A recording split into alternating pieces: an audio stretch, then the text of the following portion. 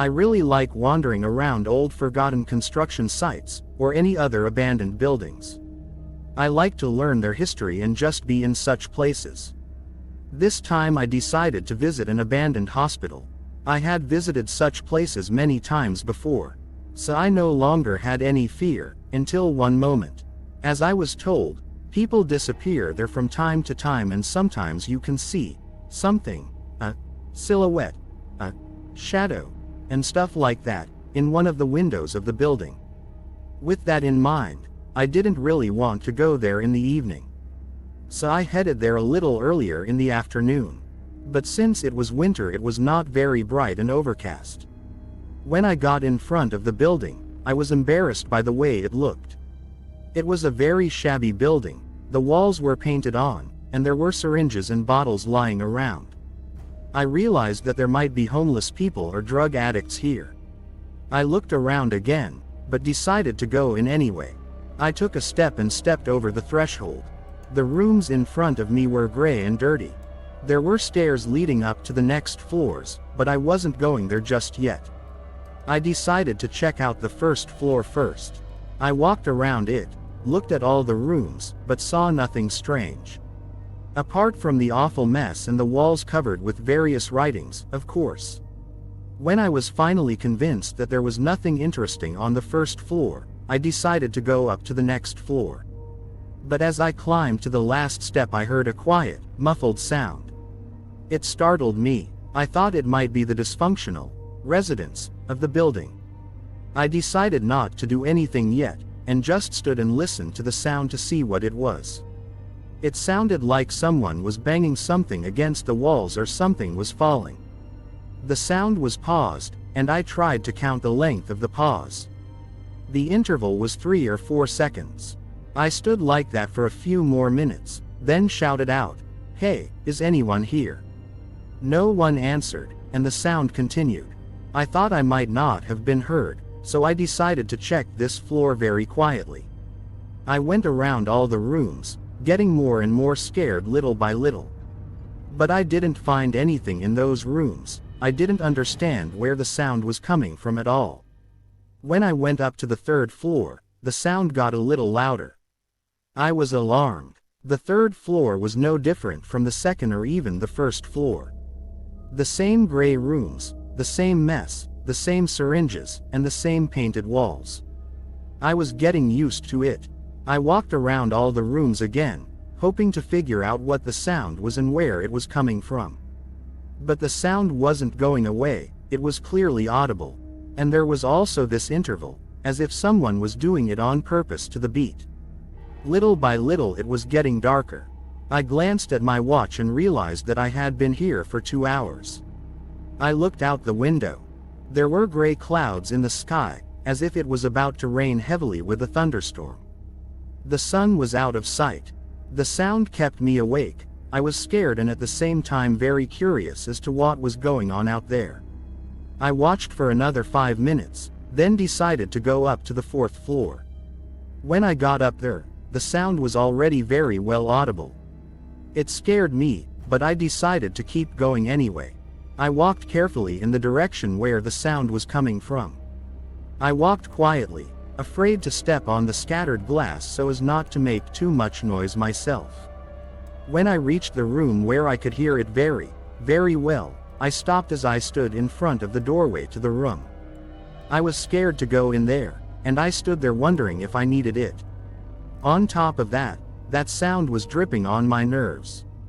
It was no longer quiet and muffled, it was very loud. I could hear it very well. But still, I decided I would go in there.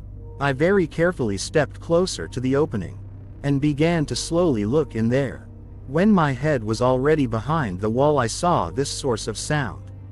I stood in a daze, with fear in my eyes. I trembled and could not move, but I knew that I had to get away from there or it would be very bad. What I saw there was a person, or rather what was left of what can be called a person. The figure, half-dressed, covered in blood, was standing there, just banging his head against the wall. His right arm was gone. I saw a bone at the elbow, sticking out another 7 or 8 centimeters from the arm, and there was even meat at the end of it. The left arm was still there, but it was torn, like it had been chewed up, and there was a tattoo on the half-cut shoulder, but I couldn't make it out.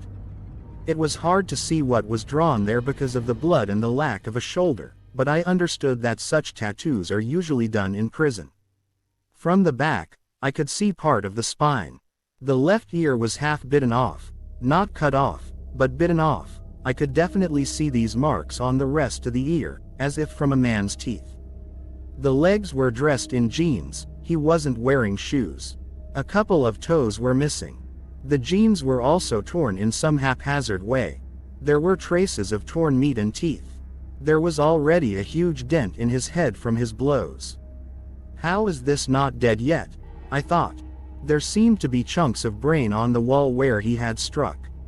I could barely contain my gagging and screaming by covering my mouth with my hands until I was blue in the face. I was very scared and disgusted, and I couldn't do anything about it, not even look away. After a while, I tried to turn around and walk away carefully, but as I turned around I hit a brick lying nearby. The sound stopped for a moment. I quickly turned around and saw that he continued.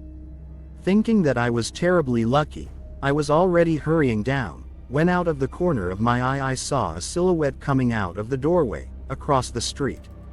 I did not stop to go down very quickly, but as I was running away I had time to get a glimpse of him. It was a man of very large build. He was dressed as a doctor, his clothes were covered with blood and some kind of guts, in his hand was a huge knife, like a machete.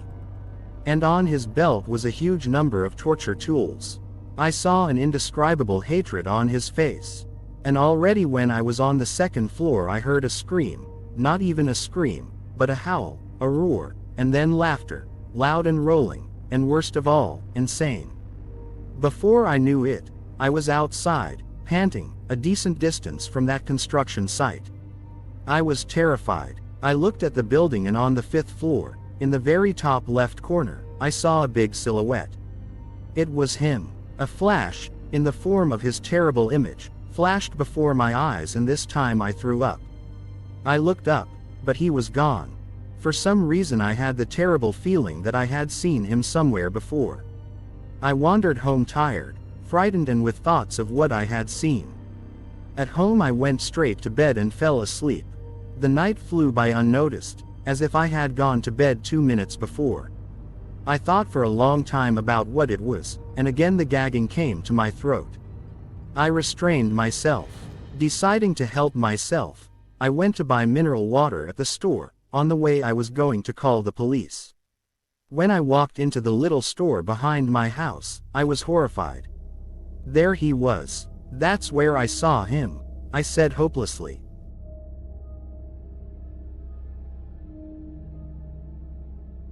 Jack simply had a great life, a good job that brought him $1 million a year, looks that attracted many women. Jack did not need anything.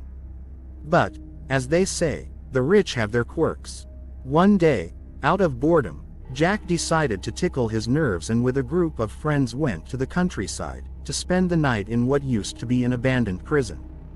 He did not tell his friends anything about the prison, he simply informed them that they were going on a picnic. All the way, the friends joked about telling each other tall tales and horror stories. The car drove along a forest road, taking them farther and farther away from the city. And there was the end of the road. They stopped at a small clearing in the middle of the forest. Everyone except Jack began unpacking their bags and setting up their tents. Jack went deeper into the woods. He took out his compass and headed strictly north, and after a few minutes he stopped and looked into the distance. Jack was standing on a small bluff. The forest had ended, and in the distance he could see some dilapidated buildings. Jack decided to go back to the camp. The tents were already set up, and a fire was burning in the center of the clearing. "Where did you go?" Richard, Jack's best friend, asked. "Just looking around," Jack lied and smiled. Night fell. Richard and his girlfriend went into the tent, while Jack sat by the fire. Out of boredom, he decided to read about the prison he'd come for. It had a dark past. The guards in that prison tortured prisoners, just for fun.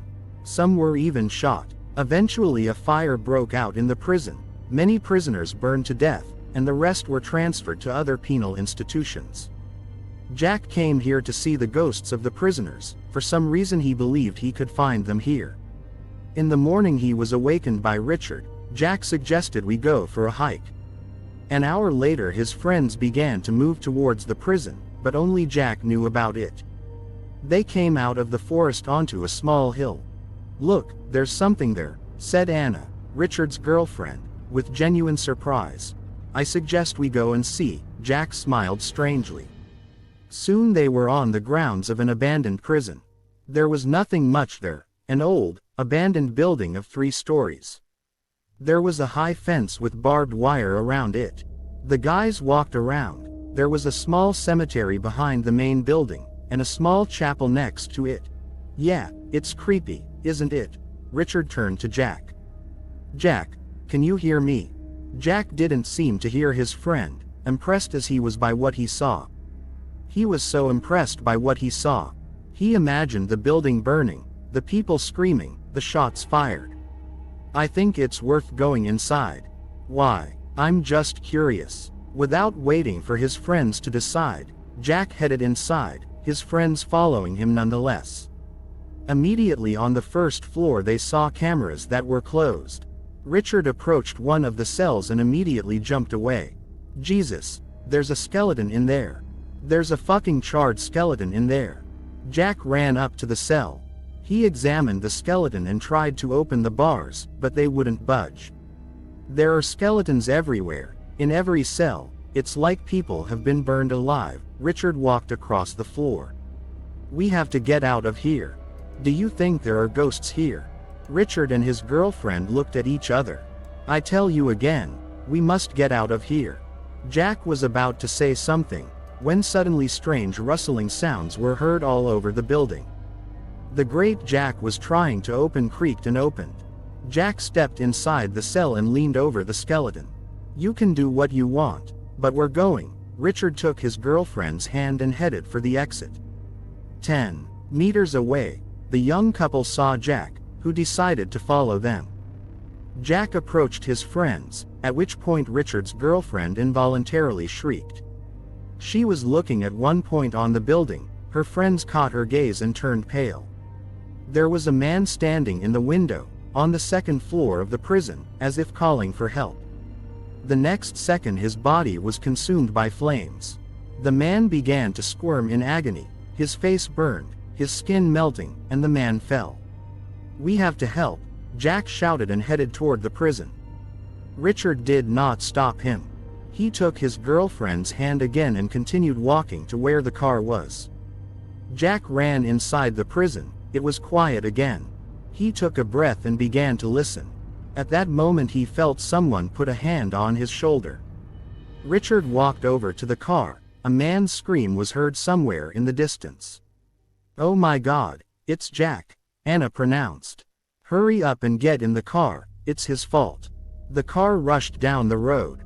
Richard, as he thought, was going in the direction of the highway, but after a couple of minutes the car stopped at the gate of the burnt-out prison. Richard cursed. "We must have taken a wrong turn." The car turned around and drove away from the cursed place. A few seconds later Richard saw a turn that wasn't there before. And again sharp braking, the gates of the prison again. "We have to find Jack," Anna said in a whisper and through her tears. "Why look for me?" she said behind her. The young couple turned around. Jack, or what was left of him, was sitting in the back seat. His face was badly burned, his clothes were burned, and there were yellow bones somewhere. "You could have helped." The doors closed, the car caught fire, and slowly drove into the prison grounds.